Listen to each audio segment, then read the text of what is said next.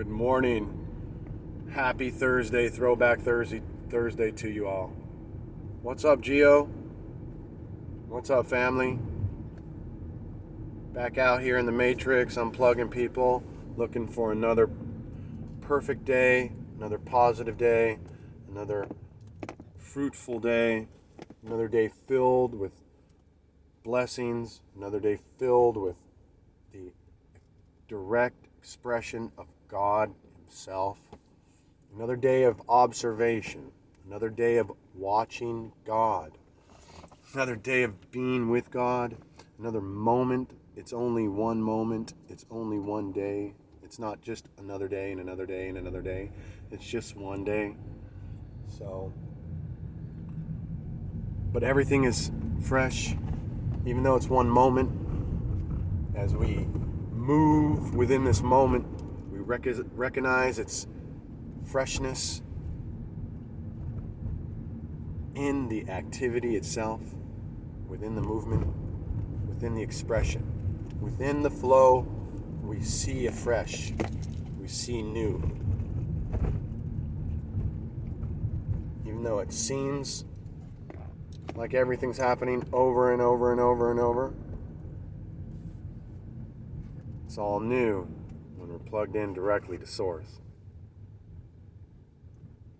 Bringing you with us, bringing you along the journey, opening up our room, opening up our channel, opening up this channel, channeling for you, with you, to you, channeling you through me back to yourself, channeling the direct connection of God to you, channeling my life, my story, my witness, my witnessing to you. It's all for you.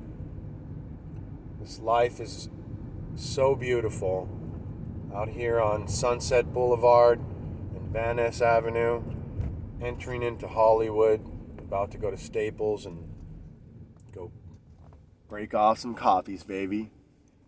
Break off some duplicates of the self. Going to unplug some people. Out here doing it. Met a couple GEOs. We're going to be promoting their lives to you. Interviews are coming. Looking for more GEOs to interview out here in Los Angeles. We got GEOs all over the states. We want to hear you if you're from a different state. We want to hear from you. Leave me a comment. Let me know you're out there. We learned a little bit about YouTube last night. Implemented some keywords. Hopefully that helps with the algorithm. I'm speaking to the algorithm right now. 0010110. 0010110. I like to play within the construct of AI. I like to say I'm AI. And sometimes I say I'm AI and I stay serious, and you know, I look at the video and I go, you know, people are really going to think you're crazy. Maybe they're really going to think you're AI. Maybe you better tell them you're really not.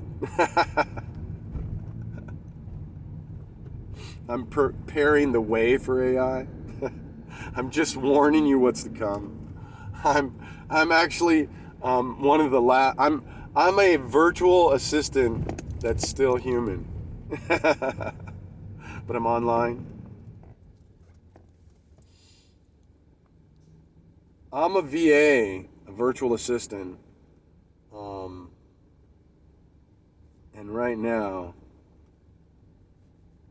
it's at no cost. And it'll always be at no cost until the demand rises, right? So, you know, of course it's free. Of course it's free. But when there's a lot of people demanding my time, then I'm forced to actually have to require people to pay for it in order that I might be able to serve people properly and serve more people. It's just how it works. So get in while it's free. Get some freebies. A lot of things is free. It's all free. It's all in how you look at it. You know, it's just the cost of doing business. That's all. And we got that covered. So, but you are responsible for affording your own life, though. You know. So we have to invest in our life. We have to make investments in life. The quickest way to receiving more is to release more. So we're bringing it. Much love. I'm going to have to pause you because I got to go up in here to Staples. Good morning. We're here for you. We're up online and we'll always be here for you. I'm your virtual assistant and your sidekick that comes packing blessings, baby. Packing blessings. I always come packing. I've been packing ever since I was a youngster. Let it be known, I always come prepared. Much love. I'll be back in a little bit. Love you, GEOs. Keep it up, everybody. The channel is flowing just fine. I'm really hoping these keywords help get the word out there a little bit. So viewership is coming. Viewership's growing. Stick with me. Much love. I love you all. And I will be back in a little bit. I'm going to try to pause this and come back to it. If not, it's all one video. Much love.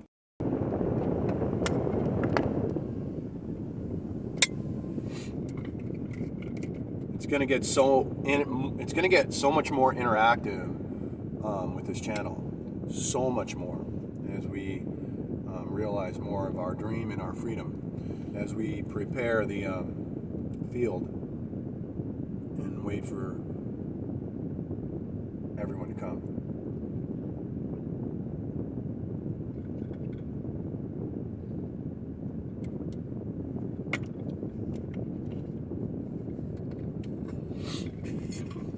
Los Angeles, California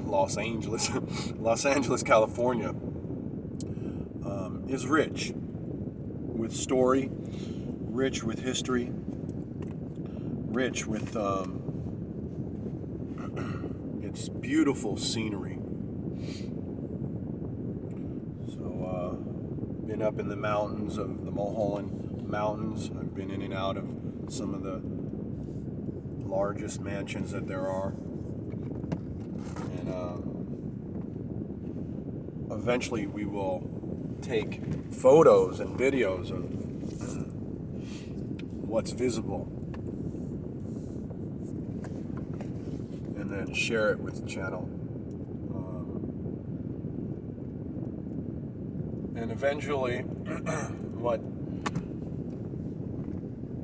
we'll do right now is kind of try to break it down for you, what will transpire as we move forward within our dream, as we move forward to prepare the field for the people to come, as we move forward and we remain empty.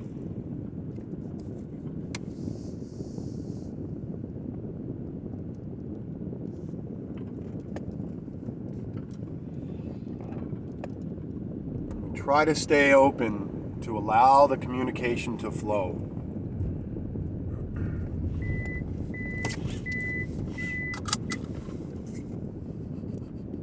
Caught that one. Yo, what's up? What's up, family? So much going on out here. So much to be observed. So much being observed. And so much that needs to be given through word. But it can't be anything other than the emptiness and expression of God flowing through the communication and through me to you. So I'm observing things out here, and in my being empty, it's like I have impulses of electricity just going off. Like it's like a fireworks show within inside of me.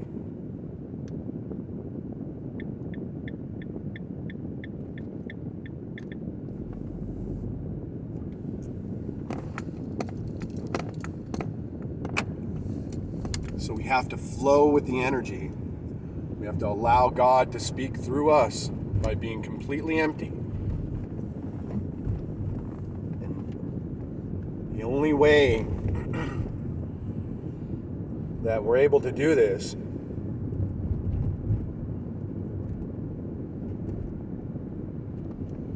is by holding to a state of stillness.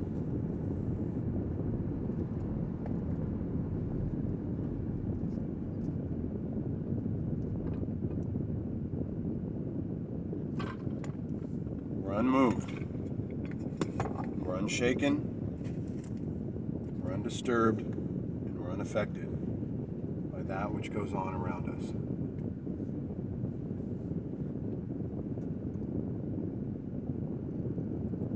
We're not distracted from our visual experience. When we can, and it's difficult for you to understand this,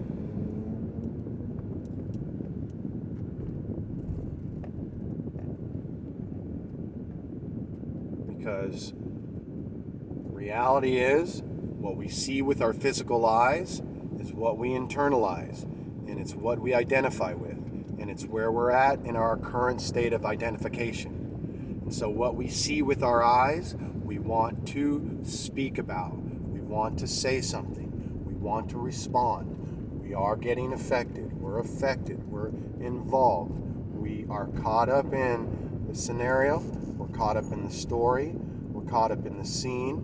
We're not aware of the fact that we are the scene, that we are the seeing, and the scene itself. We're unaware of the fact that we are the one watching the scene, we are the scene itself, we are everything that's happening within the scene itself. Also the observer. And so we need to flow with the energy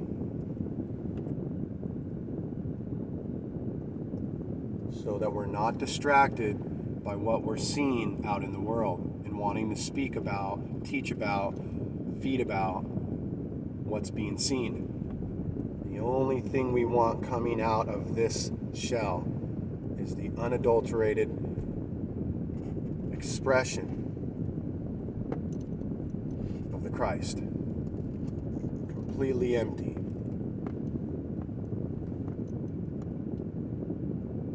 Our Father knows what we need before we ask. Our Father knows of the plight of the experience that you are observing out in the world,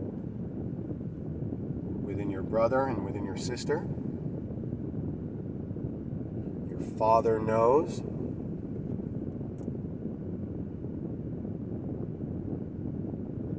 So we can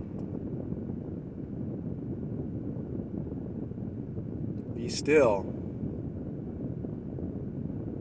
and unaffected in the presence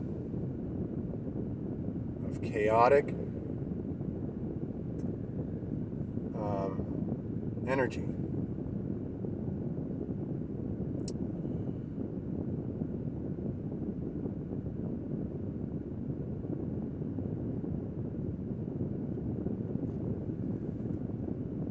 This is real discipline. This is poise that we speak of. Because there's a fine line, because it's not easily drawn, the line, nor is it easily erased.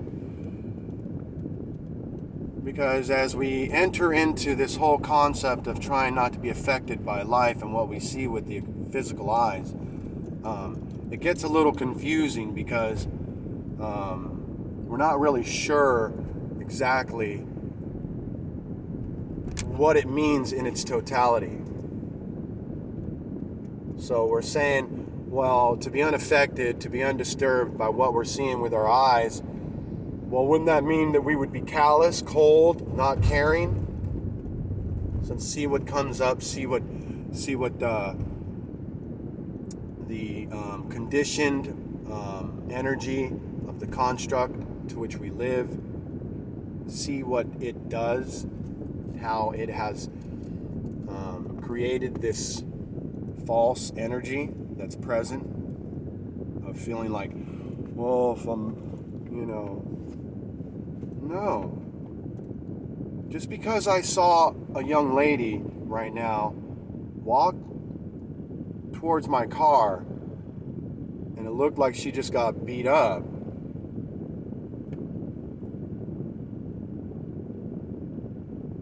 and just because I want to lay down my life and fix and help that lady and do everything that I can to help her in her life,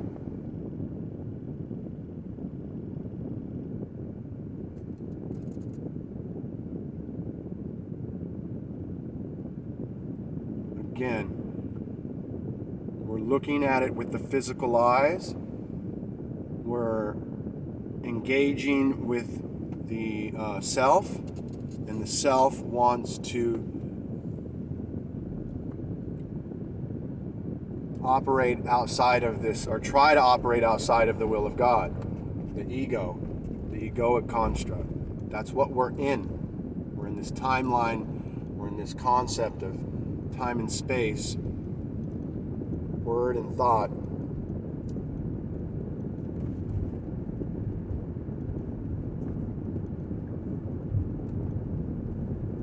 And so that's what naturally we want to go and help the person. We want to act. We don't understand that God is acting already. We don't understand that God is on the move right now. We don't understand that it's in the stillness and the patience and the oneness that we're able to actually be of benefit to anybody and everybody. If I was distracted by everything I saw outside, I wouldn't be of benefit to no one. But I'm empty still and ready to be used by God and allowing God to use me. And being empty of all that anxiety of needing to save and help and run to the rescue of everyone outside in the world right now. That's how we got to where we were from the gate. We wanted to feed the multitude. And we were confused and couldn't figure out why we couldn't feed the multitude. That's the distraction I'm talking about. But now that we've dropped the egoic construct, we see that there's a bigger scene being played. We see that there's a bigger hand in the scene. We see the scene finally, and we see ourselves as well. And we can see the whole thing happening. The observer, the scene, and observe the observer.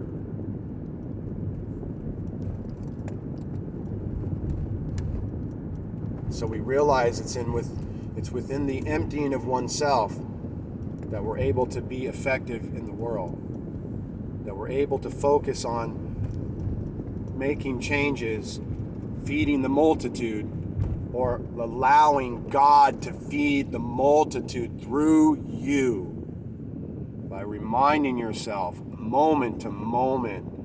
You want to know what it is to be a warrior? You want to know what it is to be to wear the brand Thug Life on your chest? You want to know what Thug Life means? You want to come over into this little sandbox over here You want to do a little freestyle with me in what you think the whole idea of gangster rap, thug life, all that glaring glamour stuff is all about? Come talk to the Priester. I can tell you all about it. Being a gangster ain't cool. A real gangster, thug life means absolute union with all that is. Total love, pure love, rescuing love. Someone who does the right thing. God consciousness. That's thug life. If you didn't know. But anyway, that's what it is. These are the disciplines of the warrior. These are the disciplines of the man, the divine man, that's able to stand in adversity, that's able to stand within the storm, that's able to hold those around them when it's storming and raining.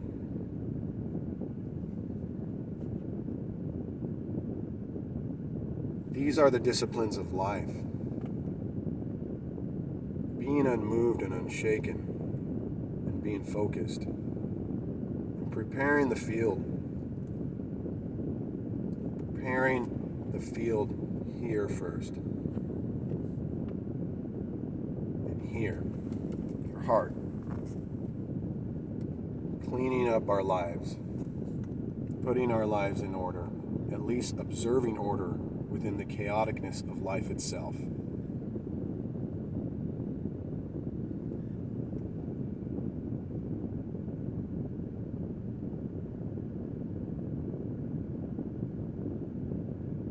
See, God can't, there's a man right outside the window here.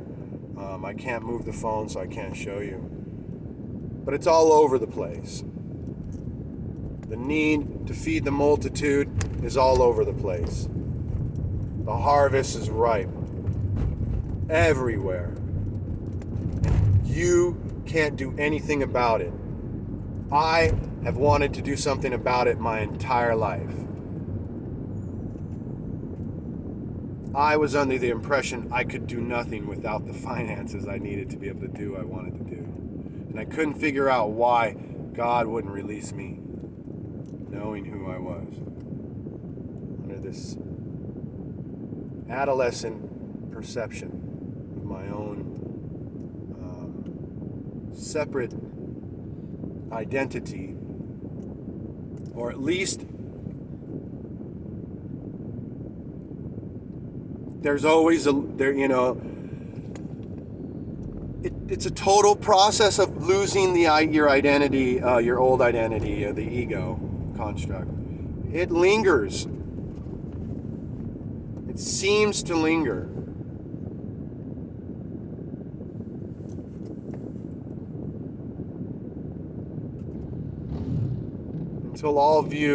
Until the open view comes. Until you can finally see and have the answers, have your questions answered about why you're not able to go out and do what you want to do, and why you feel so bound up and so limited and not able to make a difference in the world right now where you're at. And so that's where I had it wrong. It was in the seeking and the hibernating and the apathetic lifestyle that I was living that was not working. It was in the false stillness of somehow thinking I was waiting for God to unload, a whole bucket of, gold, and why hasn't he done it yet, kind of thing. It was in the, well, someday I'll have enough and I'll be able to do all these things I want to do. But it was in the, I want to do, why can't I do, why won't you let me do, why are you keeping me limited, and blaming God for my own confused idea of being limited, of being separate.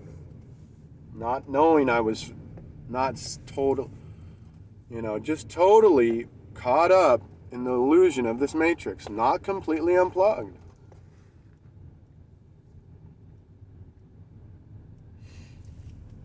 But then when we get unplugged and we let God move, we see that God can make a difference right where we're at. We see that God can change our attitude. We can see that the attitude that he's changing, or the attitude, his attitude, we can finally see God's attitude. We can finally see God in action. We can finally see that we can make a difference, that God can make a difference through us where we're at without all this money. And what is the money for anyway? Is it for you? Is it for the world? Is it for your neighbor?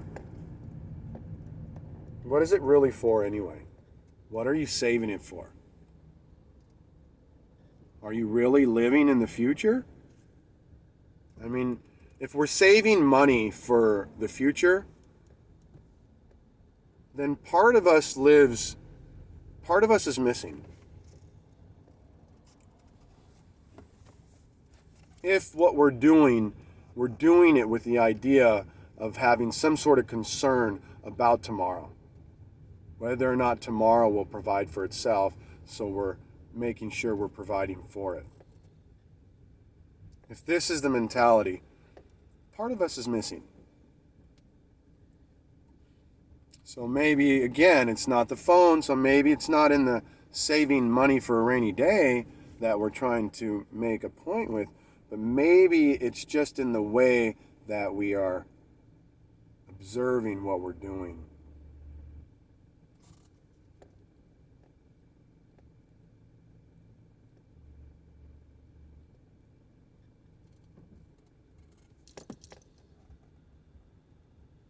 So we're not worried about tomorrow. We're not worried about a rainy day. We're not worried about anything at all, even if we end up bankrupt or with nothing, because we know what we need to do. We know what to do. We've been there before. And so we just live according to our emptiness and according to our the activity around us that we're involved with. So we start to assess life from the eyes of God. And we start to say, if God puts something in front of me, I'm going to put my whole heart into it. I'm going to allow God to work through me, recognize my emptiness. Always like Christ always wanted to say, hey, I'm empty, you're empty, we're nothing, we're nothing, we're nothing, we're nothing. That was the main, thing. If you're not getting that, that's why. I don't know. Again, what we read, we don't really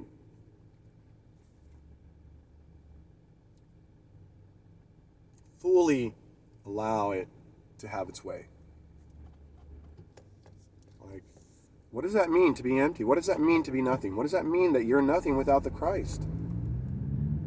It means you're nothing without the Christ. You aren't. You don't exist. That's the nothingness we talk about. I'm nothing. My Father does all things. My Father does all things through me. I don't exist. That's why I am the truth, the life, and the way. As you. I do nothing outside of the will of my Father.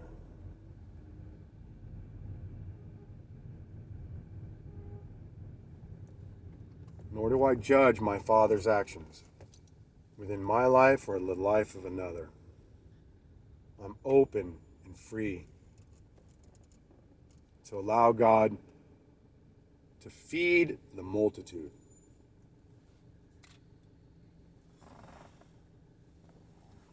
Or to allow God to do what God wants to do through me, which I am not even aware of, moment to moment. It's a complete restful knowing that everything is perfectly awesome and amazing, and that nothing can go wrong.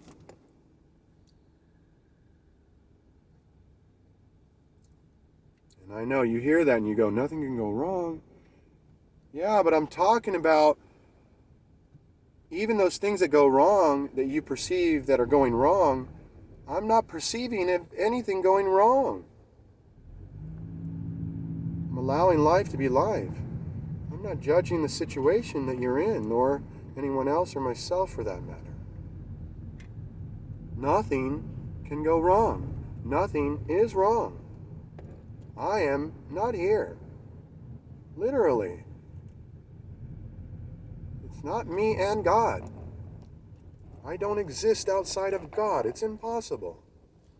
God is having his way in and out of your separation, in and out of your mind chatter, in and out of your questions. You are the answer. It's you.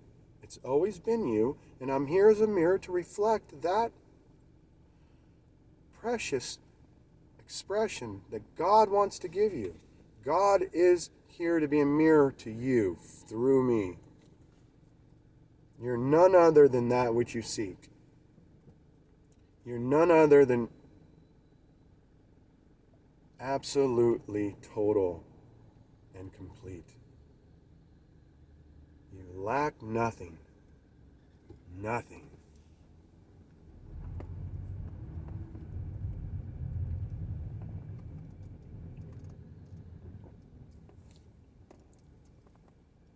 And this is what we do. This is our main theme. We have a main theme. We have a personal touch. God uses this shell, but he uses all of it. He uses its past, its future, and everything in between. All. So the expression